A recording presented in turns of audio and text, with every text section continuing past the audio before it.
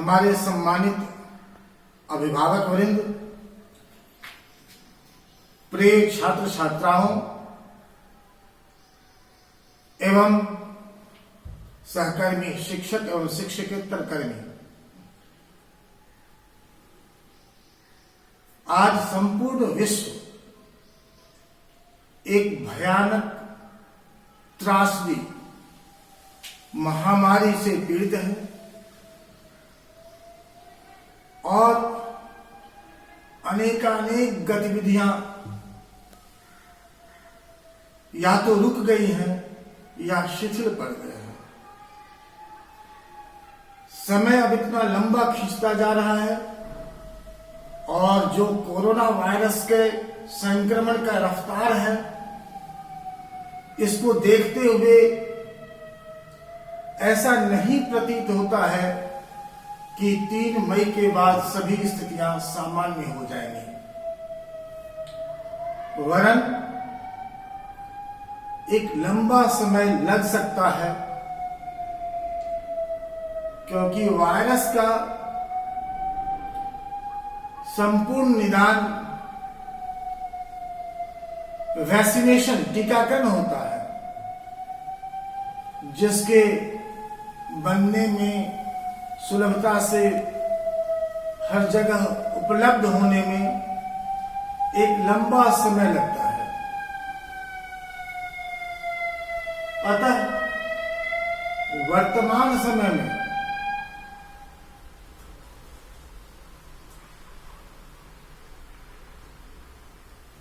हमें यह सोचना होगा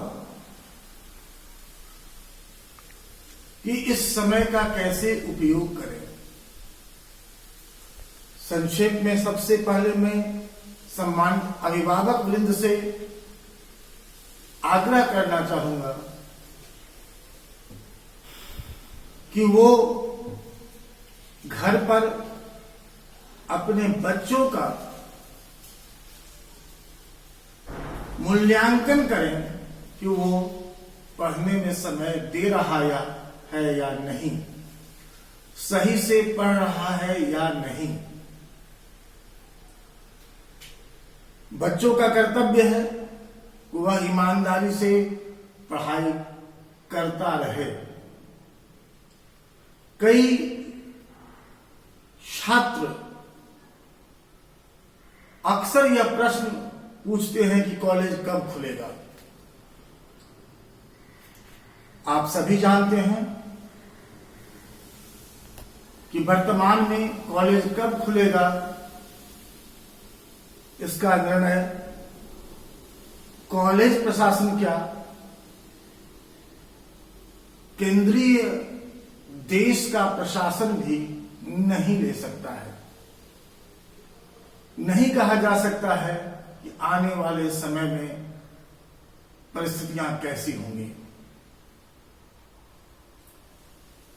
दूसरी बात, कुछ सूत्रों से मुझे पता चला है कि छात्र छात्राएं अपने घर में कहती हैं कि इतना सारा लिखने के लिए आ गया है, इतना सारा पढ़ने के लिए आ गया है।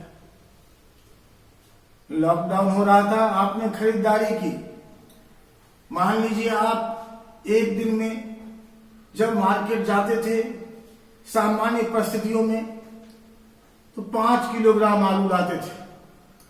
आपने लॉकडाउन के समय 50 केजी ले आया। बात कर रहे हैं बहुत सारा पढ़ना है, तो हमने क्या कहा कि जैसे मार्केट में आप लॉकडाउन के समय बार बार नहीं निकलना पड़े, आपने 50 केजी आलू खरीद लिया। इसका मतलब नहीं कि उसको एक ही दिन में खर्च करना है। उसी तरह से चाहे नोट्स के रूप में हो, चाहे वीडियोस के रूप में हो, आपके पास स्टॉक दिया जा रहा है। आप उसको बारी बारी से धीरे धीरे करके पढ़ें, जैसे नॉर्मल दिनों में हम लोग पढ़ते हैं, जैसे नॉर्मल में हम लोग क्लास करते थे, उस तरह से पढ़ें। आप छात्रों से मेरा आग्रह है कि पढ़ने का सही तरीका अपनाएं। अर्थात पहले आप वेबसाइट के नोट्स या नोटिस कॉलम में जाएं, वहां से नोट्स लें, उसको राइट डाउन करें, लिखें। उसका प्रिंट आउट या उसका जीरोक्स कराने से आपको कोई फायदा नहीं होने वाला है। आप स्थिरता पूर्वक लिखें, उसको पढ़ें और पढ़ने के बाद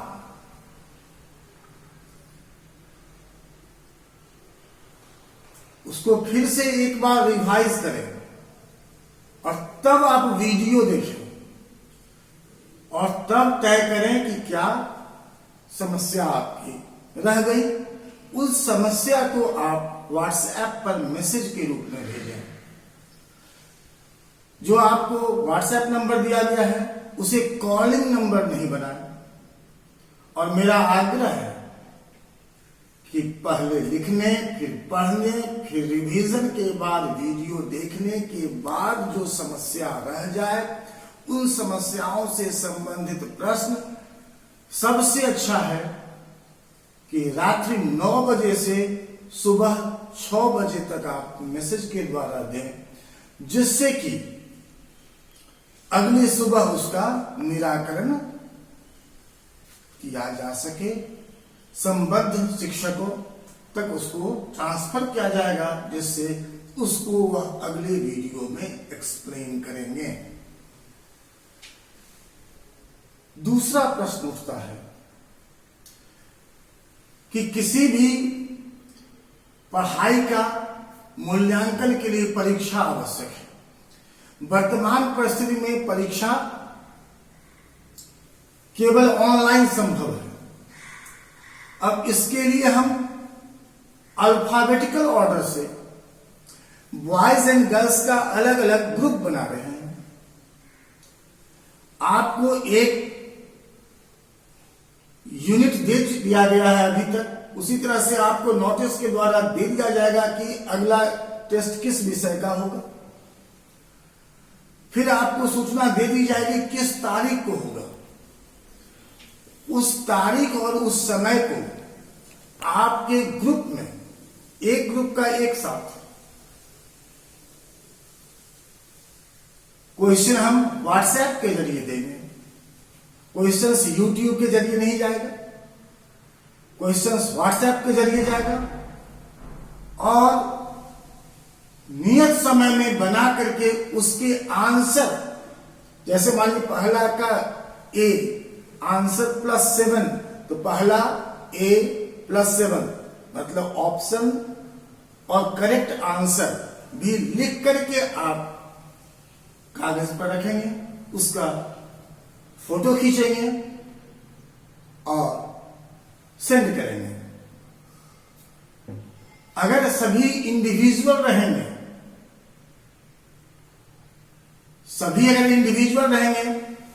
तो मान लीजिए 100 लोगों को भेजने के लिए 5-5 के ग्रुप में कितना ज्यादा समय लगेगा। एक साथ सारे लोगों की परीक्षा हो भी नहीं सकती है, फिर उसका मूल्यांकन सही से नहीं होगा। इसलिए आपको ग्रुप वाइज नोटिस जाएगा कि किस टॉपिक का किस दिन किस समय टेस्ट होगा। इसलिए आप ग्रुप नहीं छोड़ें। इस ग्रुप पर कोई फालतू मैसेज नहीं होगा। आप देख रहे हैं कि ग्रुप जो भी बनाया गया है उसमें मैसेजिंग केवल एडमिन के हाथ में है। मैसेजिंग इंटर रिलेटेड नहीं हो सकता है।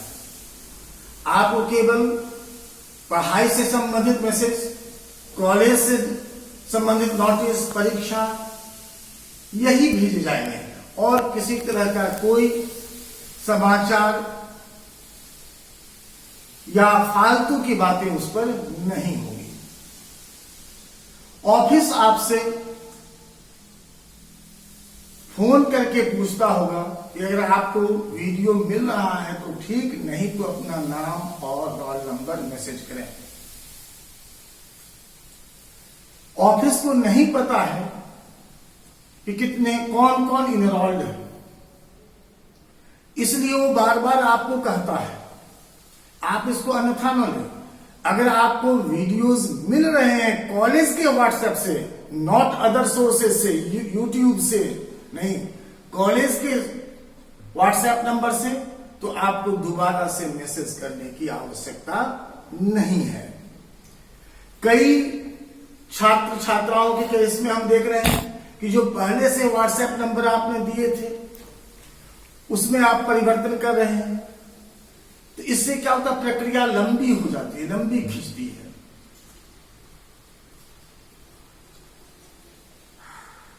आप अपने अभिभावक को यह न कहें कि इतने सारे चीज पढ़ने हैं, इतनी सारी चीजों को एक एक करके पढ़ना है। हम आपको मैसेज के थ्रू सीक्वेंस बना देंगे, फिजिक्स का भी, केमिस्ट्री का भी, मैथमेटिक्स का भी, इंग्लिश का भी, computer science, economics, biology and commerce के डिफरेंट विषयों का। एक बहुत जरूरी बात है कि जब आपको बायोलॉजी के टेक्स्ट भेजे गए, I am not bio student, who says you to read bio if you are not bio student? Just ignore और delete it. Why you are messaging? ये ग्रुप पूर्ण रूप से अल्फाबेट आधारित है, नाम के पहले अक्षर से। हाँ, लेकिन जो लोग बाद में जुड़ रहे हैं उनका उसमें से किसी ग्रुप में एडजस्टमेंट किया जाएगा। तो ग्रुप में कोई विषय के आधार पर नहीं है, नाम के प्रथम अक्षर के आधार पर अभी तक है। तो इसलिए इस तरह के मैसेज नहीं करें। ऑप्शनल सब्जेक्ट्स के वीडियोस और टेक्स्ट या रिलेटेड बातें, इवन क्वेश्चंस पूरे ग्रुप में जाएंगे और जिसका जो है उसको वह एक्सेप्ट करे, जिसका नहीं है वो उसको डिलीट करे, इग्नोर करे। आपके मोबाइल का हो सकता है मेमोरी फुल हो सकने का डर हो, वीडियोस यूट्यूब पर भी उपलब्ध है और वेबसाइट पर भी स्टूडेंट्स कॉर्नर में जाएंगे तो सब्जेक्ट के टीचर के नाम के साथ वीडियोस अपलोड हो रहे हैं, तो वहां वह स्टोर्ड है। जब आपको हम कोई रिप्लाई करते हैं तो आपको केवल और केवल अपने प्रश्न लिखने हैं। Good morning, thank you, okay, bye, hi ये करने की कोई आवश्यकता नहीं है। और अभी भी सच्चाई है कि साइंस फैकल्टी में लगभग 50% लोग ही कॉलेज के वेबसाइट से जुड़े हैं। तो कॉलेज के वेबसाइट से नहीं जुड़ने से आपकी परीक्षा बाधित होगी, इसलिए जुड़िए और ये जुड़ना अनिवार्य है। बल्कि आपका अटेंडेंस हम इसी से बनाएंगे और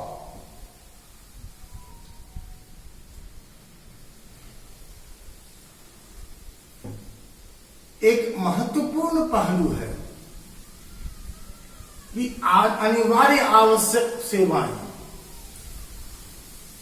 लॉकडाउन है, अगर बिजली की समस्या खड़ी कर दी जाए, कैसे घरों में रहेंगे? जैसे बिजली आवश्यक है, जैसे पानी आवश्यक है, जैसे भोजन आवश्यक है, वैसे ही पढ़ाई, पठन, पाठन दोनों आवश्यक है। इतने लंबे लॉकडाउन में या इतने लंबे बंदी में हम शिक्षक, इसलिए मैं शिक्षकों से आग्रह करता हूं कि कि आप पूर्ण सुरक्षा के साथ, सोशल डिस्टेंसिंग के साथ, समय अलग अलग समयों में आकर के अपने रिलेटेड टेक्स्ट को रिकॉर्ड कराएं, कॉलेज उसको अपलोड करेगा और उसको स्टूडेंट्स को इंडिविजुअली अभी भेज रहा है और शीघ्र ही ग्रुप में उसको भेजेगा। इसलिए शिक्षकों से मैं आग्रह करूंगा कि इसको अनिवार्य आवश्यकता समझें। केवल नोट्स उपलब्ध कराना ही नहीं, और मैं आग्रह करूंगा कि उसके नोट्स के साथ साथ उसके वीडियोस भी हमारे पास उपलब्ध कराएं और अलग अलग समयों में आकर के इसको तैयार करें। कई छात्र छात्राओं से ये देखते हैं कि आपको फिजिक्स के भेजे गए, आप तुरंत मैसेज शुरू कर देते हैं, केमिस्ट्री का भेजिए, केमिस्ट्री के भेजेंगे तो मैथ्स का भेजिए, मैथ्स का भेजा गया तो कंप्यूटर साइंस का नहीं है। अरे भाई, कंप्यूटर साइंस का आएगा तो वो मैं अपने पढ़ने के लिए नहीं ना रखूंगा। जैसे आएगा मेरे पास तैयार हो जाएगा, आप तक पहुंचेगा। जो आपके पास पहुंच गया है, पहले उसको पढ़ने का कष्ट तो करो भाई। और कुछ लोग ये कहते हैं कि कॉलेज जब खुलेगा तब ये पूरा पढ़ाया जाएगा, तब नोट करेंगे, तब जैसा माहौल है, जैसा विश्व का संक्रमण का रफ्तार है, ऐसा नहीं लगता है कि इतना ज्यादा समय मिलेगा कि इन सारे टॉपिक्स को फिर से पढ़ाने। अगर आप मार्च 16 से खुला था, उस समय से चलता तो जो समय था, और अब जब खुलेगा, कब खुलेगा पता नहीं, लेकिन जब खुलेगा तब इतना समय तो होगा ही नहीं। 1.5 महीने का समय तो लगभग जा चुका, और कितना समय जाएगा ये पता नहीं। इसलिए समय मूल्यवान है। आप आज की तैयारी आज ही करें। किसको पहले करें, किसको बाद में करें, इसके लिए अगर आपके मन में दुविधा है तो मैं परसों तक आपको सब्जेक्ट का सीक्वेंस, सब्जेक्ट के यूनिट का सीक्वेंस मैसेज के थ्रू दे दूंगा, जिससे कि आप तैयारी करें और उसी क्रम में chapter wise, unit wise, topic wise नहीं, यूनिट वाइज ऑनलाइन परीक्षाएं होंगी। जो गार्जियन, जो अभिभावक प्रबुद्ध हैं, मैं उनसे आग्रह करूंगा कि मैं लॉन्ग आंसर टाइप प्रश्नों को भी भेजूंगा।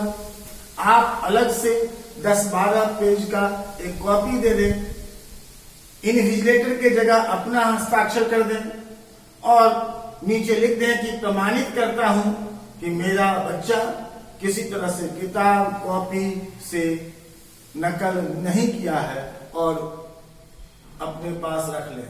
जब कभी महाविद्यालय खुलेगा आप उसे बच्चे के साथ भेज दें, उसका मूल्यांकन करेंगे, कम से कम उसकी राइटिंग कैपेसिटी, राइटिंग मेथोडोलॉजी का एनालिसिस करेंगे। वर्तमान समय में बच्चे आपके पास हैं। पहले आप कहते थे कि बच्चे आपके पास हैं, आप हमको कहते थे आप उनको देखिए। अभी बच्चे आपके पास हैं, 24 घंटे आपके पास हैं। कष्ट में आप भी हैं, कष्ट में हम भी हैं, लेकिन इन सभी कष्टों के बीच बच्चे सही से पढ़ाई कर रहे हैं कि नहीं कर रहे हैं, तैयारी कर रहे हैं कि नहीं कर रहे हैं, अनावश्यक रूप से समय तो नहीं बर्बाद कर रहे हैं, इस पर जरूर गौर कीजिए और अपने बच्चे को कहिए कि चरणबद्ध तरीके से हड़बड़ाहट में सब लिखने की जरूरत नहीं है। चरणबद्ध तरीके से एक एक करके लिखें और पढ़ें। जैसे फिजिक्स में एक यूनिट पूर्ण हो गया, electromagnetic waves and dual nature. ठीक है, आप उसी के टेक्स्ट को पढ़ लिखिए, रिवाइज कीजिए और उसको वीडियो से समझिए। उसमें कहीं समस्या है तो उसको भेजिए। दूसरा यूनिट काफी एडवांस स्टेज में आ गया है, वो है ऑप्टिक्स। तो नंबर 2 पर उसको ऑप्टिक्स को ही रखिए। केमिस्ट्री में जैसे मैं कह चुका हूं कि रिडॉक्स रिएक्शन पर पहली परीक्षा होगी, इसी तरह से आपको परसों मैसेज के द्वारा चला जाएगा कि कब किस सीक्वेंस में यूनिट्स का ऑब्जेक्टिव एग्जाम होगा और उसके बाद आपके घरों से ही सब्जेक्टिव एग्जामिनेशंस भी होगा। तो ये समय बहुत ही अजीब है। ये एक्सपीरियंस सबके लिए पहला है, चाहे हमारा जनरेशन हो, चाहे हमारे से नीचे जनरेशन हो, चाहे हमारे से ऊपर का जनरेशन हो। किसी ने इतनी त्रासदी, इतनी अजीबोगरीब परिस्थितियों का अनुभव नहीं रखता है हम, इसलिए सबके लिए ये पहला है। यह समझ करके और ये अचानक आई विपदा से निपटने में सबों का सहयोग करना आवश्यक है। और इसके 3 स्तंभ हैं। पहला स्तंभ छात्र, दूसरा स्तंभ अभिभावक। अभिभावक में खास करके मैं आग्रह करूंगा कि घर में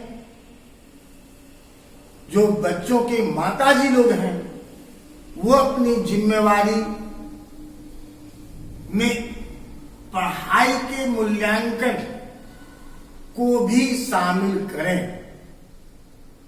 और तीसरे स्तंभ है शिक्षक। तो शिक्षक भी नियमित रूप से अपने कर्तव्यों का निर्वहन करें, छात्रों के प्रश्नों का हल अगले वीडियोस में करते जाएं, वीडियोस को एग्जाम्पल्स इतना ज्यादा दें कि वह सरल हो जाए। और जो हम फिजिकल प्रेजेंस क्लास में रहने पर करते थे, उसको हम लोग वीडियोस के जरिए पूरा करने का प्रयास करें।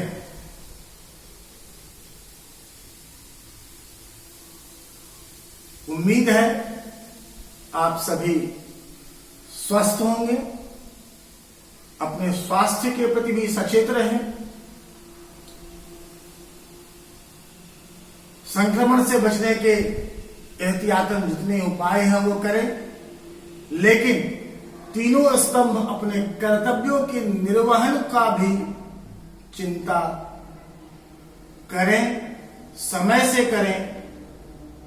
Justice delayed is justice denied. उसी तरह से delay in education is also a crime, whether it is by any 3 of the components। आइए एक बार फिर हम लोग प्रण लें कि स्वास्थ्य की रक्षा के साथ शिक्षा, शिक्षण को भी तंदुरुस्त रखें। धन्यवाद।